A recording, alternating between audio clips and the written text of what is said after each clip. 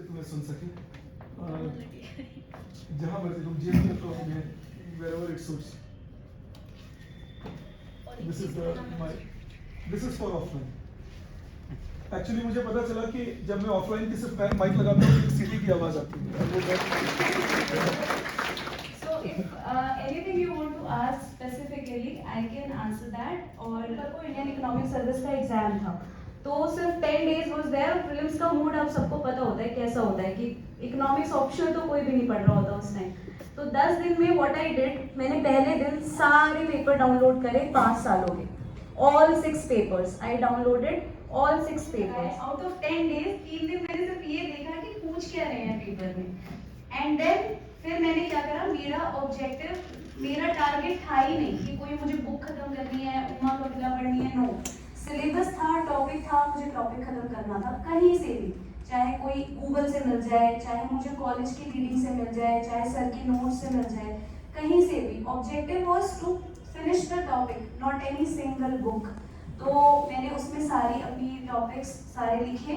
And जो जैसे financial paper 1 है उसमें econometrics time was not there, तो इकोनोमेट्रिक्स तो मैं पहली बार छोड़ के गई थी कि नहीं था टाइम, तो 10 दिन में नहीं पॉसिबल था प्रिपेयर करना. सो पेपर 1 में माइक्रो करी सर के नोट से, स्टैटिक्स करी, मैथमेटिक्स करा, linear programming, input output. Paper 2 सारा सर के नोट से है. इंटरनेशनल इकोनॉमिक्स है, ग्रोथ एंड डेवलपमेंट है, मैक्रो इकोनॉमिक्स है. ये 3 सब्जेक्ट्स हैं एंड ये तीनों के तीनों सब्जेक्ट सर के नोट से बहुत अच्छे से कवर हो जाते हैं.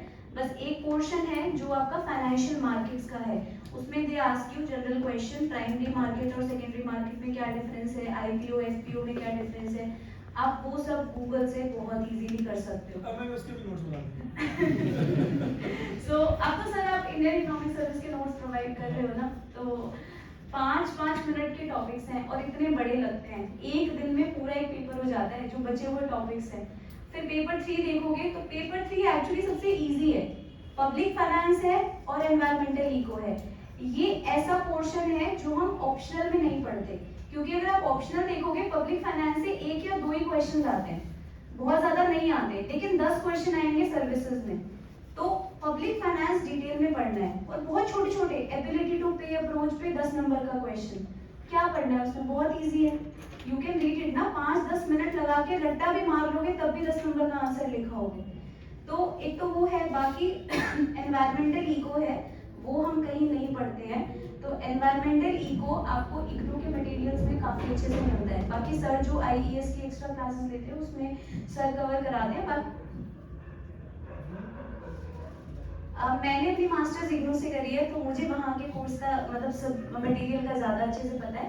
तो वहाँ पे इग्नू तो काफी अच्छा है. काफी उन्होंने मैं तुम लोगों को कराता हूँ, मैं काफी वहाँ से चोरी करता हूँ. उसमें actually there is one chapter जिसमें उन्होंने दिया हुआ है कि एनवायरमेंटल वैल्यू को कैसे कैलकुलेट करना है. तो वहाँ पे 8-9 मेथड्स हैं एंड हर साल कोई क्वेश्चन आता है आईईएस में, हर साल आता है. मैंने वो एनालाइज किया था, वहीं से किया था. और यस, तो वो बहुत अच्छे से इग्नू का मटेरियल अगर आप देखोगे, इग्नू का environmental eco and public finance, you should check. HL Bhatia से भी अच्छा है, हमें लगता है कि नहीं है, बट वो इट इज रियली बेटर. तो आपको टॉपिक प्रिपेयर करने से मतलब है. मैं आधा एचएल भाटिया उठाती थी, आधा इग्नू उठाती थी, कंबाइन करके एक answer. So it should be like this. बाकी इंडियन इकोनॉमी भी अगर आप देखोगे तो बहुत सारा नहीं पढ़ना है. मैंने आज तक उमा कपिला नहीं पढ़ी है, तो बहुत सारा नहीं पढ़ना है. Just observe the pattern. They ask question on planning, on population, on migration, on agriculture. Agriculture में भी they are very specific. PDS पूछते हैं, agricultural farm bills. And Indian economy में जो भी करंट में चल रहा है, जैसे लेबर एक टॉपिक है, पेपर 4 में मेंशन है. उस पे लेबर लॉज आए थे, तो लेबर लॉज पे question was there. Agricultural farm bills पे क्वेश्चन वाज देयर. तो whatever is going on in current scenario, they are going to ask the static question based on that. तो you have to link that. तो मुझे ऐसा लगता है कि current affairs अच्छे से होने चाहिए. आपको हर एक आंसर में 1-2 फैक्ट्स या कुछ, ताकि आप प्रूव कर पाओ कि यू नो द आंसर. ऐसे ही बस लिख नहीं रहे हो. Facts should be there. Facts मुझे कहाँ से तैयार करने में हेल्प मिली, प्रीलिम्स दिया था तो करंट अफेयर्स की मैगजीन, विजन की मैगजीन, हर एक मैगजीन वाज ऑन टिप्स. सारे फैक्ट्स रटे हुए थे, एनवायरनमेंट पे ऐसे लिखने को आया तो मैंने सारी स्कीम्स लिख दी। सो फैक्ट्स प्रिपेयर होने चाहिए। स्पेसिफिकली अगर इकोनॉमिक सर्विस को टारगेट कर रहे हो तो पहले उसका सिलेबस और प्रीवियस ईयर लेकर बैठो, उस पर 1 हफ्ता, 10 दिन, 15 दिन दो, एंड देन उस एग्जाम को टारगेट करो। जनरल इंग्लिश इजी है, वो हो जाता है।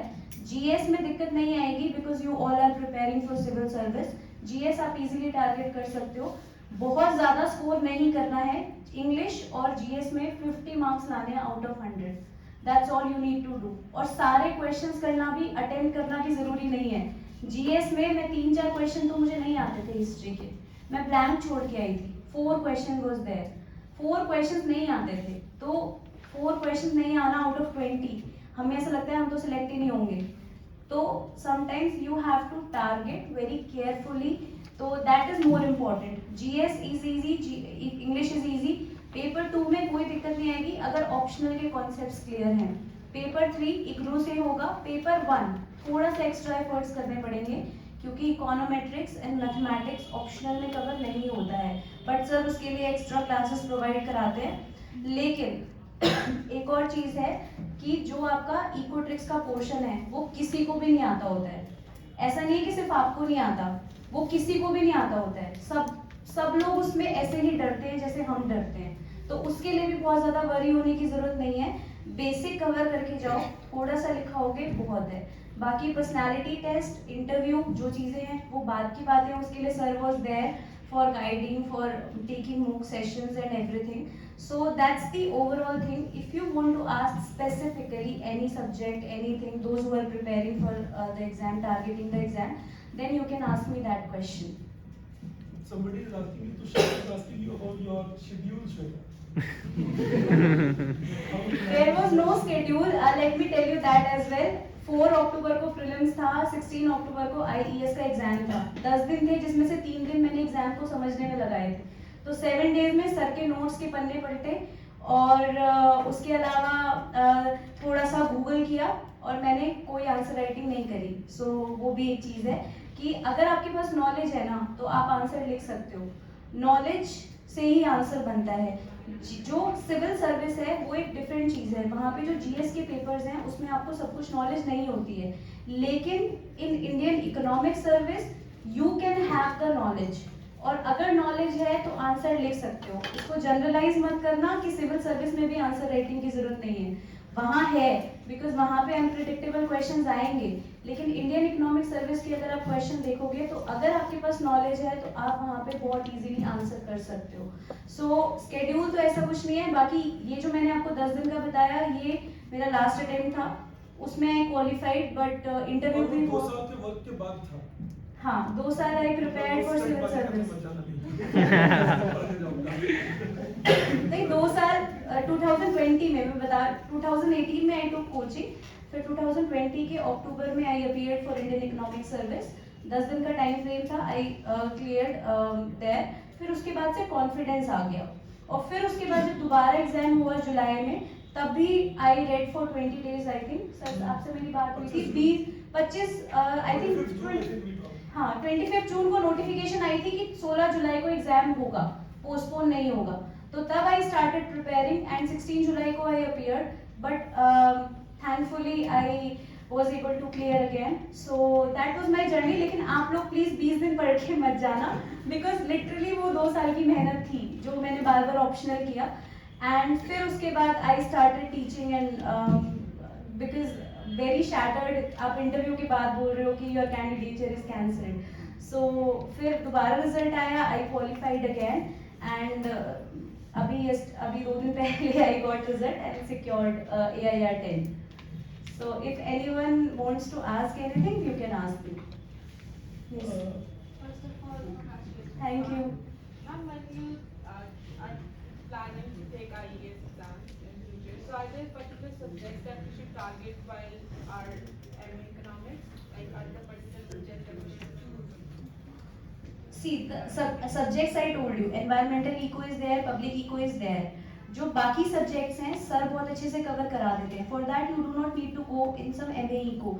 बट येस, एनवायरनमेंट का एक पोर्शन है, इकोनोमेट्रिक्स का एक पोर्शन है, मैथमेटिक्स में input output and linear programming, these 2 topics are there. So ये आपको अच्छे से करने चाहिए. So if you are getting some subject, लेकिन अगेन सिर्फ ये 2-4 टॉपिक पढ़ने के चक्कर में कोई ऐसा सब्जेक्ट मत ले लेना जिसके चक्कर में सिविल्स की प्रिपरेशन खराब हो जाए. बिकॉज ऐसा सब्जेक्ट हम ले लेते हैं जो बहुत ही उसमें स्कोर करना बहुत मुश्किल होता है, उसको टाइम देना पड़ता है, फिर ये वाली प्रिपरेशन खराब हो जाती है. फिर तो उससे अच्छा ये है कि वहाँ पे कोई इजी सब्जेक्ट लो और यहाँ पे आप थोड़ा सा टाइम देके 10-15 दिन देके आप अलग से प्रिपेयर कर लो. Because these topics we are now covering with you. At Vajiram it used to be difficult because they didn't allow us extra sessions for IELTS. Now I'm doing that with you. And yes, he allowed me to take extra session for IES at next IES. मैं वाजीराम पे student थी sir की, but he literally fought for me and मुझे उन्होंने access provide कराया IES की, वो जो 15 एक्स्ट्रा क्लासेस होती हैं, एंड आई सेकेंड अटेम्प्ट में I have taken that classes and that help me a lot. So yeah that's the thing. Shweta, there is a question. I'm sorry, but just to keep the online people in loop. There is one question that Parimal asks you, that how do you quickly select which question to attempt first and which to do later in the exam? Or is there any strategy like that? I'm just trying to do that. Yes. So basically मेरा तो हमेशा यही रहता था, I always go sequence wise, क्योंकि मुझे ऐसा लगता है कि पहले 5 नंबर के कर लो, then 10. वो पेपर का एक पैटर्न होता है, आप अगर अपने हिसाब से करोगे पहले 15-10 तो कंफ्यूजिंग हो जाता है बड़ा सा, बार बार ना पेजेस पलटना कि ये रह गया है, ये कर लिया है, उसमें भी टाइम जाता है. मुझे ऐसा लगता है. परिमल को बता दो कि आपका जवाब दे रहे हैं.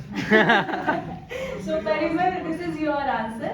So basically इसमें क्या है, आपका जो भी आपका, मेरे को ऐसा लगता है मैं हमेशा सीक्वेंस वाइज जाती थी, लेकिन इस बार क्या हुआ, इंडियन इकोनॉमी में पेपर देख के लगा एक भी क्वेश्चन नहीं आता, पूरा तो एक भी क्वेश्चन नहीं आता, तो हर एक क्वेश्चन का कुछ कुछ पार्ट आता है, आधा आधा आता है, तो कहाँ से शुरू करें.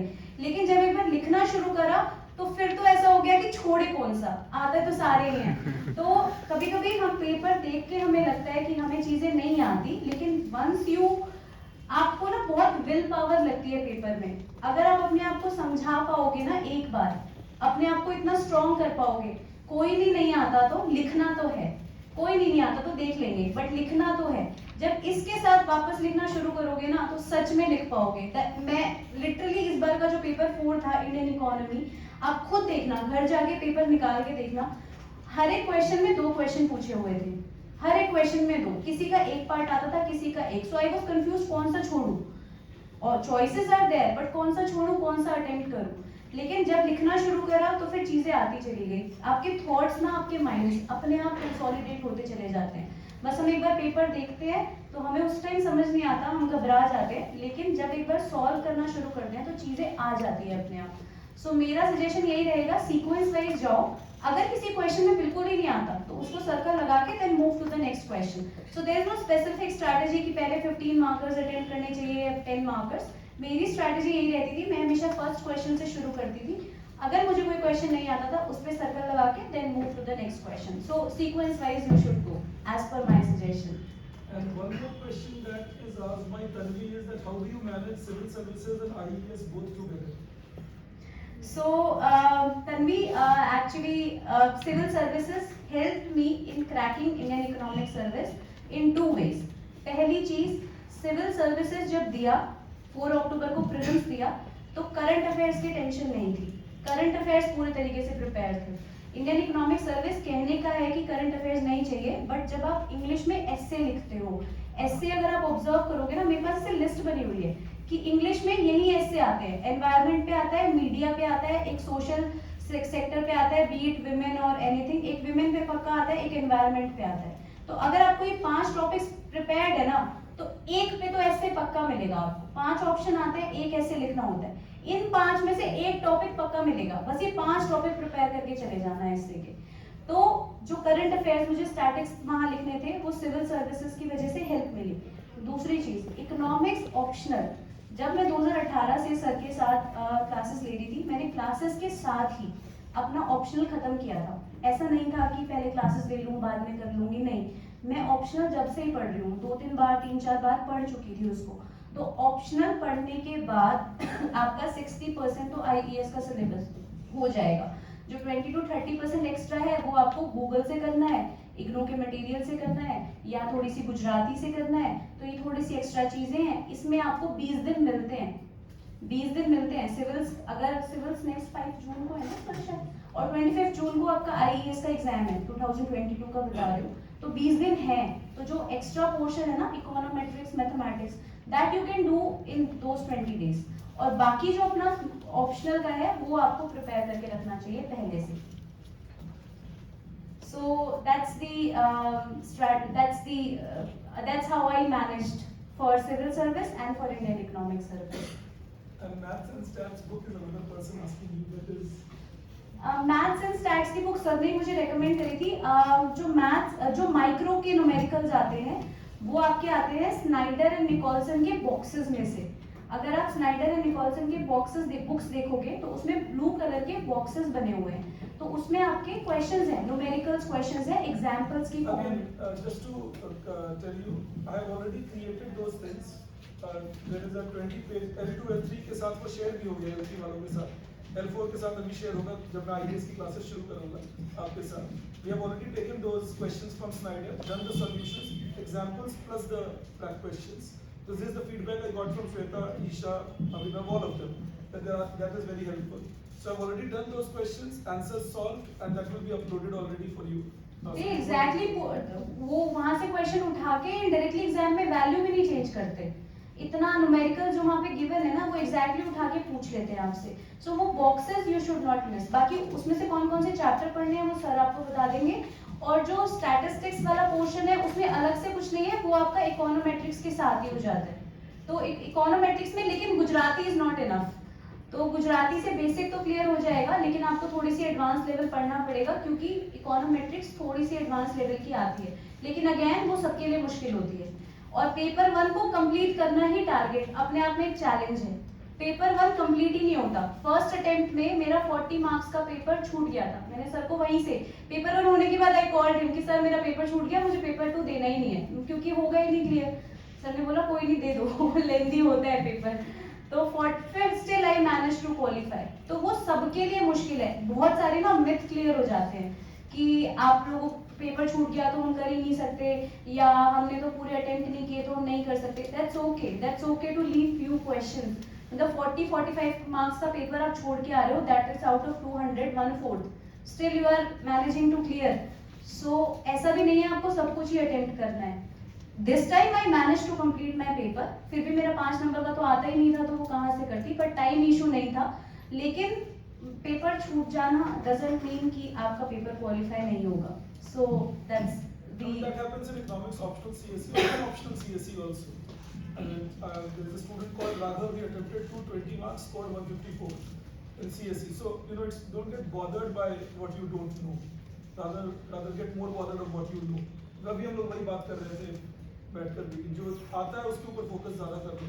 I think that works a lot. And word limit का बहुत ध्यान रखना। ऐसा भी ना हो आप लिखते ही चले जाओ।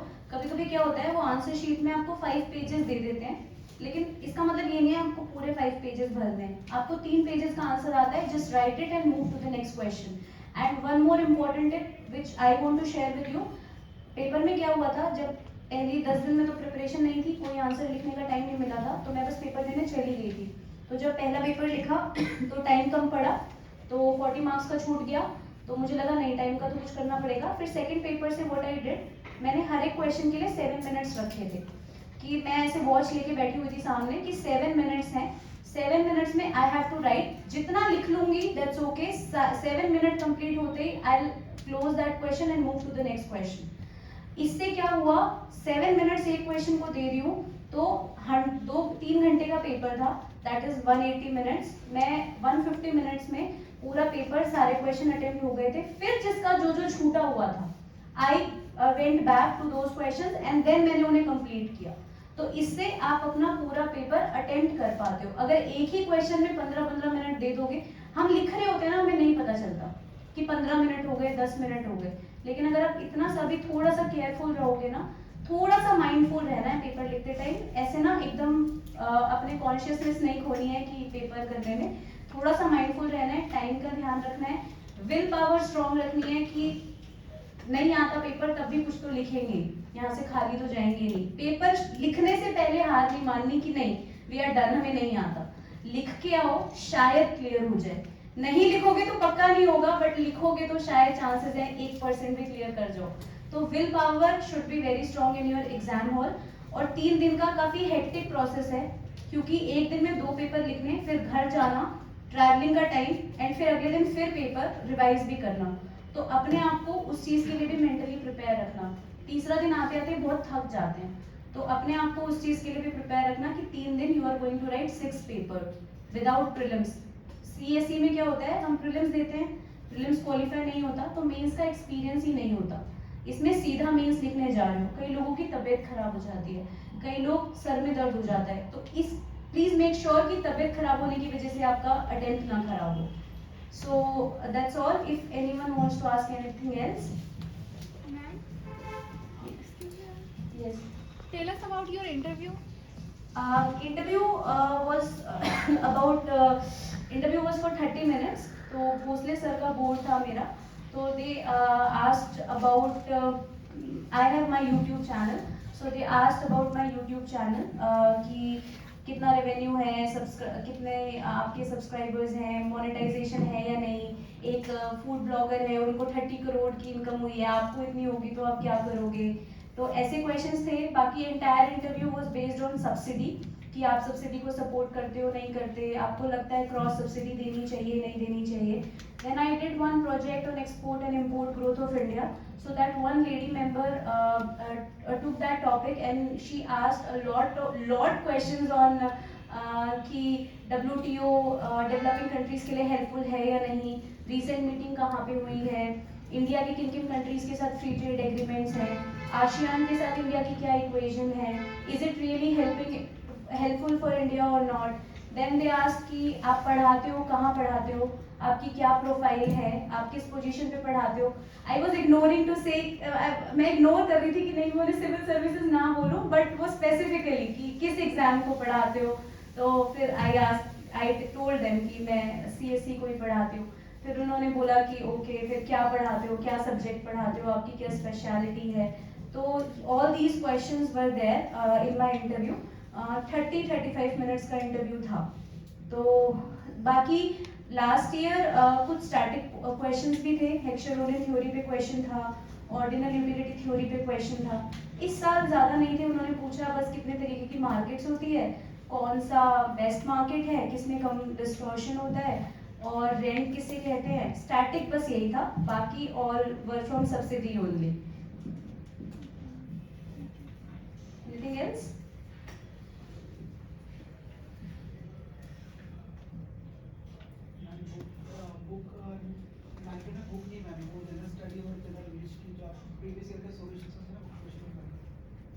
देखो IES के सॉल्यूशंस है ही नहीं प्रीवियस ईयर के, है ना। हाँ, तो आपको क्या करना है, इवन फॉर GS, आप GS 5 साल के पेपर उठाना, उसमें यू विल ऑब्जर्व इकोनॉमिक्स में से तो करंट अफेयर्स से क्वेश्चन आते हैं, तो उसको आपको स्पेसिफिकली प्रिपेयर करने की जरूरत नहीं है, क्योंकि 4 पेपर कर रहे हो, इकोनॉमिक्स ऑप्शनल कर रहे हो, तो अलग से बुक नहीं चाहिए। दूसरी चीज, आपका 5 क्वेश्चन आते हैं environment and ecology and geography से, दोनों मिला के 5 क्वेश्चन। तो अगर आप ऑब्जर्व करोगे वहां पे ह्यूमन ज्योग्राफी आती है, पॉपुलेशन, माइग्रेशन, एनवायरमेंटल प्रॉब्लम्स, ये 3 टॉपिक्स हैं जिनमें से 4-5 क्वेश्चंस आते हैं। तो बुक के पीछे जाने क्यों है, ये 4-5 टॉपिक नेट से प्रिपेयर कर लो। किसी हाँ गूगल पे लिखो कि माइग्रेशन यूपीएससी, बहुत सारे इंस्टीट्यूट्स के नोट्स खुल जाएंगे, किसी से भी प्रिपेयर कर लो।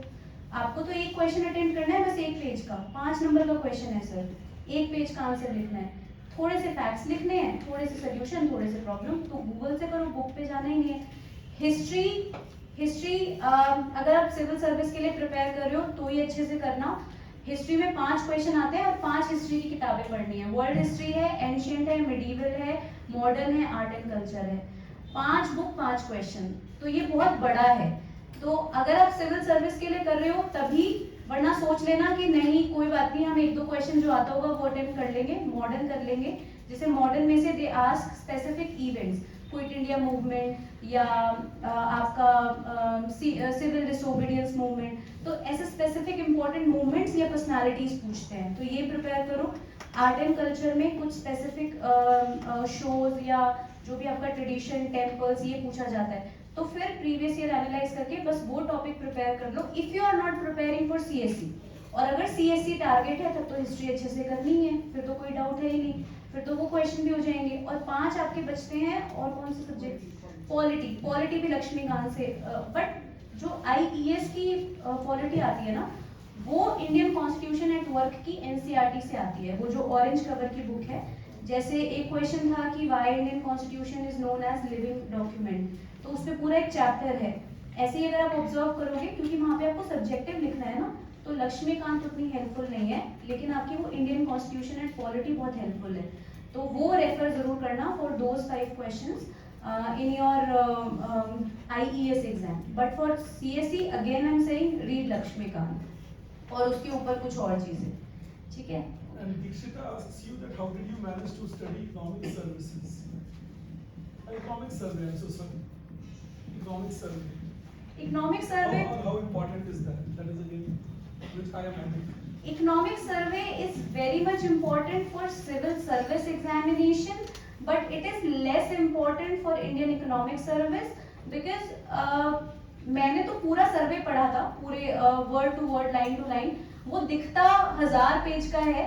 अगर आप उसे ढंग से पढ़ोगे तो हर एक पेपर पे तो इतने इतने बड़े बड़े चार्ट्स होते हैं, that is of no use.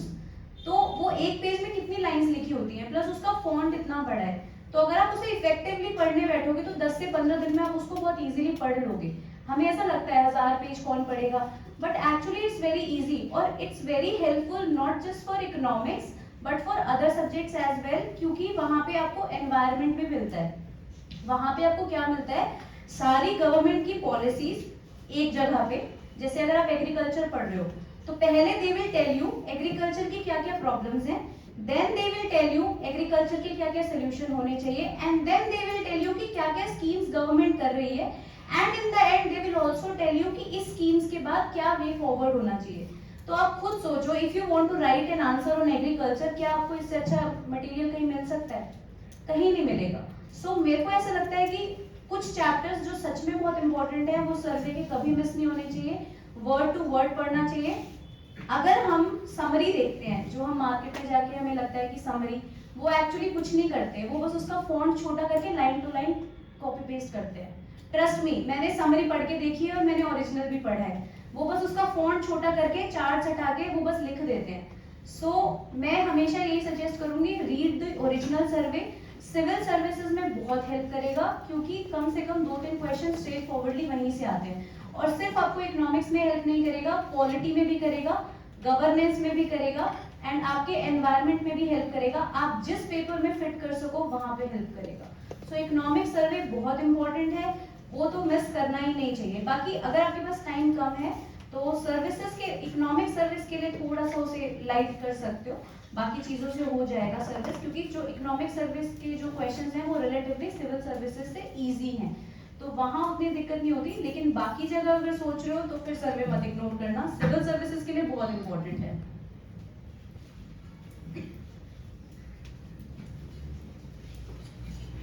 And Nado asks you that can PT 365 be substituted with monthly current affair magazine?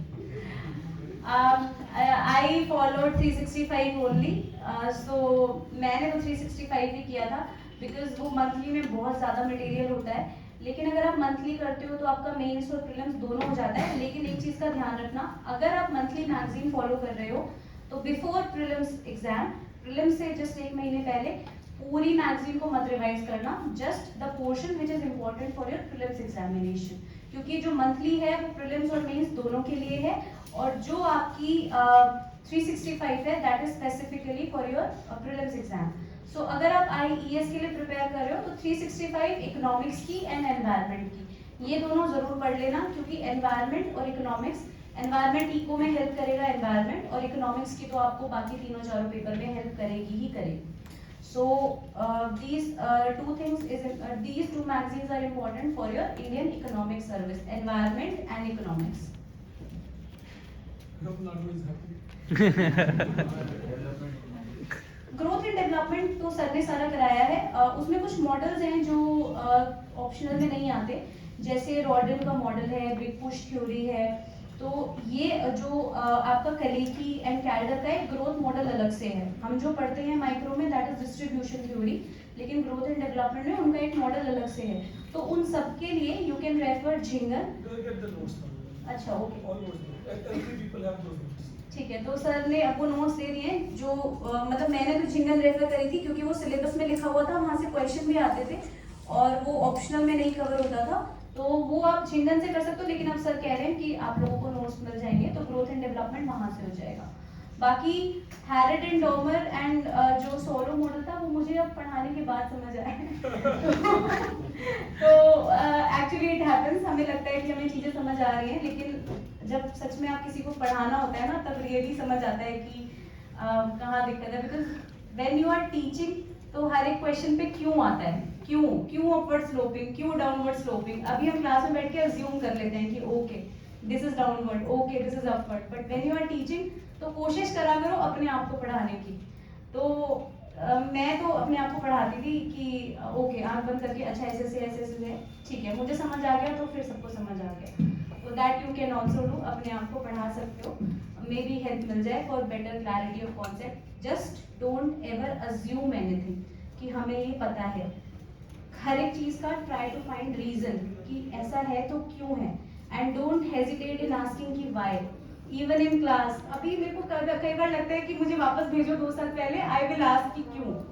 तो आप लोग ये सब मत सोचना, जस्ट आस्क कि क्यों, कोई भी डाउट या कुछ भी प्रॉब्लम है तो, and clear your concept in class only, क्योंकि बाद में it's very difficult to find friends with whom you can solve your doubts.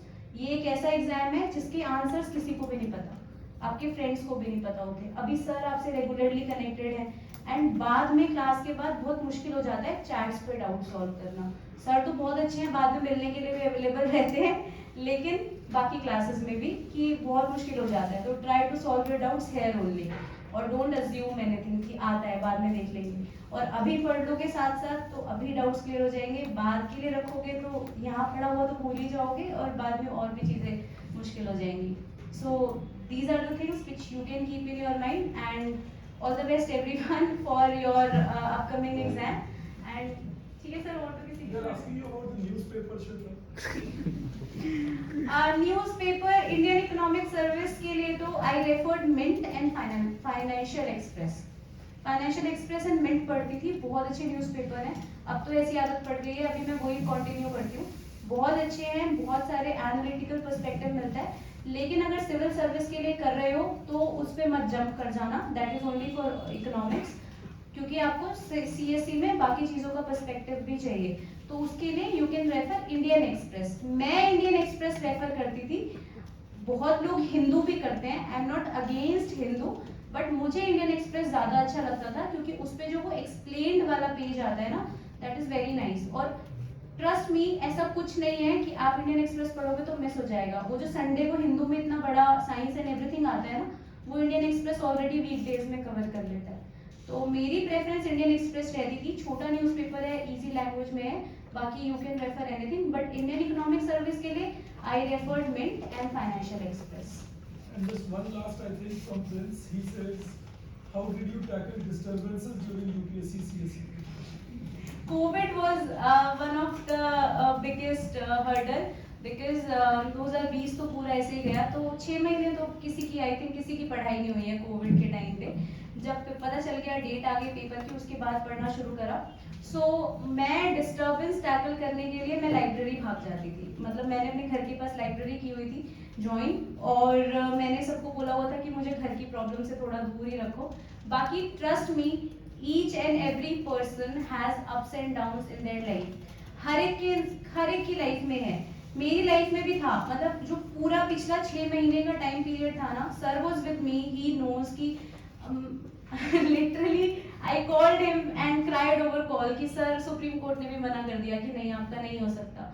सो वो एक्सपीरियंस, हर एक की लाइफ में अप्स एंड डाउन्स होते हैं, लेकिन again will power should be strong, आपके पास एक पर्सनल मेंटोर होना चाहिए आपका। मेरे पास सर थे, मैं कुछ भी होता था मैं किसी फ्रेंड को कॉल नहीं करती थी, मैं सर को फोन करती थी and he is very nice, pick भी करते थे हमेशा तो मेरे लिए तो हमेशा अवेलेबल थे। आई होप बाकियों के लिए भी है तो मेरे लिए हमेशा ही वाज देयर। तो मैं इसीलिए सबसे पहले इन्हीं के पास आई हूँ जस्ट टू थैंक हिम कि कभी भी कुछ हो ना तो किसी से शेयर कर लो, अपनी प्रॉब्लम किसी को बता दो। जब बता देते हो ना तो माइंड शांत होना शुरू हो जाता है। और एक बार अगर आपने एक्सेप्ट कर लिया ना, फिर लाइफ में जब अच्छा टाइम आता है ना तो आप पीछे का सब भूल जाते हो। मुझे नहीं याद वो 6 महीने कैसे निकाले मैंने, उस टाइम मैं बहुत डिप्रेशन में थी, लेकिन अब नहीं हूँ, मुझे याद भी नहीं आता। अब लाइफ में जब एक बार कुछ अच्छा होना शुरू हुआ है तो सब अच्छा हो रहा है। पहले जॉब मिली, फिर अब IAS मिला, सब चीजें अच्छी हो रही है, तो अब पुराना टाइम याद नहीं आता। तो स्ट्रगल तो थोड़ी बहुत तो होनी ही चाहिए सबकी लाइफ में। स्ट्रगल नहीं होगी ना तो उस चीज की वैल्यू नहीं होगी जो इतने टाइम बाद मिलती है, इतनी खुशी नहीं होगी आपको, इजीली मिल जाएगी। तो अप्स एंड डाउन सबकी लाइफ में है, ऐसा मत सोचना सिर्फ आपकी लाइफ में है। अपने आप को कंपेयर मत करना, हर एक की लाइफ में अपनी अलग प्रॉब्लम्स हैं। किसी की फैमिली प्रॉब्लम्स हैं, किसी की फाइनेंशियल प्रॉब्लम्स हैं, किसी की फ्रेंडशिप प्रॉब्लम्स हैं, सबकी अपनी प्रॉब्लम्स हैं, लेकिन हर एक की लाइफ में है जरूर। हर एक कोई दिख सकता है कि वो बहुत अच्छा पढ़ रहा है, अच्छा कर रहा है, लेकिन जरूरी नहीं है वो कर रहा होता है। अपने आप पे फोकस रखो, अपने आप को स्ट्रॉन्ग करो, अपने आप को सेटिस्फाई करो कि यस हम लोग अपना बेस्ट कर रहे हैं। जब तक अपने आप को सेटिस्फैक्शन नहीं है ना, तब तक आपको लगेगा हम दूसरों से कम कर रहे हैं। अपने आप को सेटिस्फाई रखो, चाहे दिन में 4 घंटे पढ़ के रखो, दैट्स इनफ। मैंने नहीं करी कभी 12 घंटे पढ़ाई, मुझसे 8 घंटे से ज्यादा नहीं होती थी। तो ऐसा भी नहीं है कि 18 घंटे ही पढ़ना है, जितना पढ़ो क्वालिटी पढ़ो, अपने आप को सेटिस्फाई रखो। और अपने हर एक की स्ट्रेंथ एंड वीकनेस सबकी अलग है। किसी को बहुत जल्दी याद हो जाता है तो वो 6 घंटे भी पढ़ सकता है, किसी को बहुत स्लो होता है तो उसे 12 घंटे पढ़ना पड़ेगा। लेकिन वो 12 पढ़ रहा है, आप 6, इसका मतलब ये नहीं वो आपसे ज्यादा पढ़ रहा है। So please stop comparing. मेरे लिए यहाँ खड़े होके बोलना बहुत आसान है कि स्टॉप कंपेयरिंग, वी डू, मैं भी करती थी, लेकिन यही सच है, यही सच है, हमें नहीं करना चाहिए, ठीक है। सो कंपेयर मत करना और hard work always and all the best everyone for your future exam. Thank you. Ma'am, I just had the last question. Yes. First of all, congratulations. Thank you. And thank you for this session. Thank you. So, ma'am, what if you were selected for CAC? Then you were selected for CAC and IAS also. Then which job you would choose? It depends on lots of factors. Which rank I got, which rank I would, which service I would have given. मेरी first preference was IFS, तो अगर IFS मिलता तो चली जाती, IAS मिलता तब भी चली जाती। लेकिन अगर आप ये 2 सर्विसेज छोड़ दो ना तो IAS इज मच बेटर, क्योंकि दोनों सेंट्रल ग्रुप ए जॉब है, दोनों गजेटेड पोस्ट है। इंडियन इकोनॉमिक सर्विस में आप दिल्ली में आपको ज्वाइनिंग मिलती है for your entire life, political pressure बहुत कम है, एंड तीसरी चीज ये है कि बहुत ही शांति है जॉब में, फॉरेन एक्सपोजर, आपकी फ्यूचर एंडेवर्स। मेरा इकोनॉमिक्स में हमेशा से इंटरेस्ट रहा है, पहले कॉलेज में economic honours, then masters, then अभी मैं इकोनॉमिक्स ही पढ़ा रही हूँ। सो इकोनॉमिक्स में हमेशा से इंटरेस्ट रहा है, तो ये एक ऐसी जॉब है जिसमें मैं अपना इंटरेस्ट परस्यू कर सकती हूँ, इकोनॉमिक्स कर सकती हूँ। फ्यूचर में मुझे पढ़ाई करनी है, PhD करनी है, government is giving chance to complete my studies, giving paid leaves and everything is there. Plus foreign collaborations, foreign opportunities are also there. So मेरी preference तो IAS ही है, that's why I enrolled in IGNOU just to get the degree. अगर मुझे एक masters करनी होती, I could have done from some regular college as well. लेकिन IGNOU से करने का यही reason था, because I wanted to make myself eligible for IAS exam, क्योंकि इसकी minimum eligibility masters in economics है। लेकिन बहुत कम लोग इसके बारे में अवेयर हैं, बहुत कम लोगों को नहीं है इसके बारे में अवेयरनेस। तो IAS एक बहुत अच्छी जॉब है, बहुत शांति है, जिसे शांति चाहिए, बहुत ज़्यादा चैलेंजेस नहीं चाहिए, तो दिल्ली में जॉब चाहिए तो वो ये ज़रूर परस्यू कर सकता है। लेकिन हाँ, अगर मुझे सिविल सर्विस में IFS या IAS मिलता तो श्योरली मेरी फर्स्ट प्रेफरेंस वही रहती, लेकिन उसके बाद वाली पोस्ट के लिए तो फिर IAS is better. Okay, thank you. Job profile of the Indian economy. She won't do it. ये तो सब बात है।